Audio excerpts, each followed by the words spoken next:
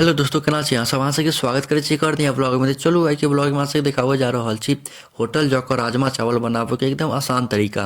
देखियो कते मस्त बनि के रेडी छै। अगर एहने अहाँ सबके राजमा चावल बनाबऽ के या तऽ ई वीडियो के एकदम अंत तक देखियो तऽ एक नंबर सेम टू सेम एहने राजमा चावल बनत। तो देखियो कते मस्त बनल छै। तो चलू वीडियो में अपना सब आगे बढ़ै छी।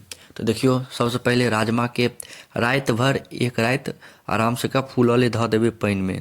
पूरा एक रात तक फूल जात। ताहिके बाद अगला दिन सुबह में एकरा 2 सीटी मारि देबै। अगर हम रात में भूल गेल रहिए, सुबह में देलिए पानि में, तो सुबह में देलिए तो एकरा 4 सीटी मारऽ पड़तै अखन पानि में, तहन ठीक हेतै। एहिमे कनिक नमको दऽ देबै तऽ कनिक बढ़िआँसँ फूलि जेतै।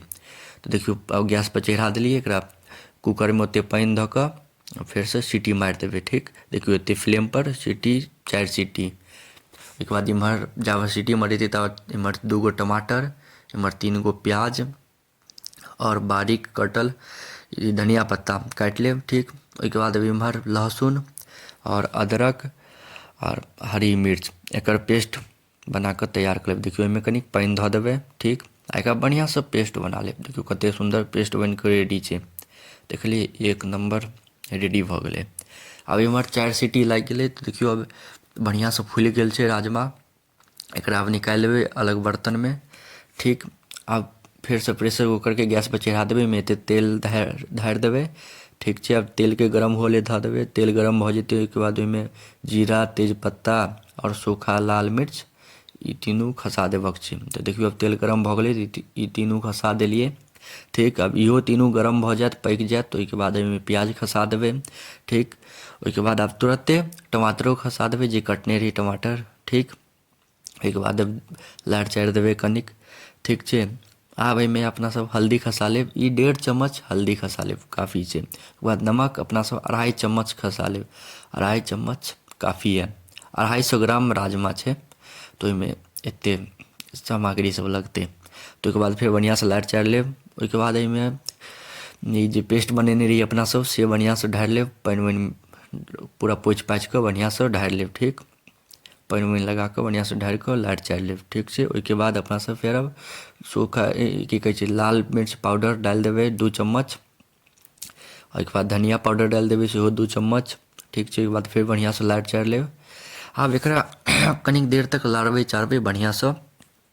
देखियो तते धुआँ अबै छै ने, बहुत धुआँ आबि रहल यऽ। एकरा बढ़िआँसँ लारि चारि लेब।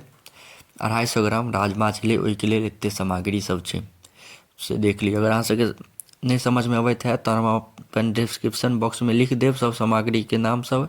अगर अहाँ सब भूलि जायब ताहि दुआरे हम डिस्क्रिप्शन में लिख देब, अहाँ सब ओतऽसँ नोट कऽ लेब। ठीक, आब एहिमे अपना सब राजमा खसा देबै। ठीक छै, अब एकरा बढ़िआँसँ लारि चारि लेब। देखियो कते बढ़िआँसँ लारि चारि लेलिए। एकरा कनिक देर तक आब भुजबै, 5-10 मिनट तक बढ़िआँसँ भुजऽके छै। ई जे बढ़िआँसँ भुजा जायत तऽ एक नंबर अहाँके राजमाके सब्जी बनि कऽ तैयार भऽ जायत। देखियो इएह मेन छै भुजऽके। ई जे एकदम बढ़िआँसँ भुजा जायत ओहिके बाद एहिमे पानि ढालि देबै। देखियो कते पानि ढारल यऽ, ओहि हिसाबसँ अहूँ सब पानि ढारब। ज़्यादा पानि नहि देबै किएकि चावल साथ खेबै तऽ कनिक रसगरो चाही, लेकिन ज़्यादा रसगर तऽ नहि ने नीक लगै छै, तऽ कमे रस देबै। ठीक छै, ओहिके बाद फेर बढ़िआँसँ लारि चारि लेब। जतेक भी मसल्ला हेतै सबके बढ़िआँसँ मिला देबै रसमे। ठीक छै, ओहिके बाद फेर एहिमे आब सीटी लगा देबै।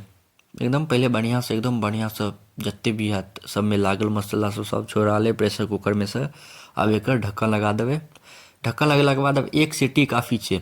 तखने हम 2 सीटी लगा देने रहिए, मतलब की कहै छै राति भर फुला कऽ देलिए तऽ 2 सीटी लगा देलिए। एतेक फ्लेम पर आब 1 सीटी लगाबऽके छै, तखन लागि गेल रहै। ई भूजल खायले निकालि देलिए।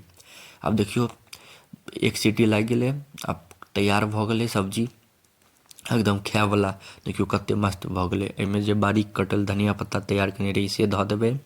और अहाँके पास अगर गरम मसाला हैत तऽ गरम मसाला डालि देबै। हम चिकेन मसाला डालै छी एहन सब्जी सबमे, तऽ चिकेन मसाला डालि देलिए।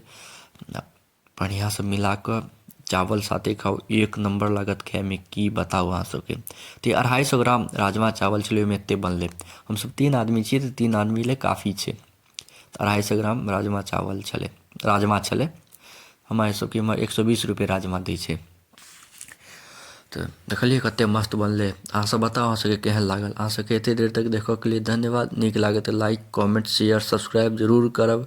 मिलै छी अहाँ सबसँ अगला नेक्स्ट ब्लॉग में। धन्यवाद।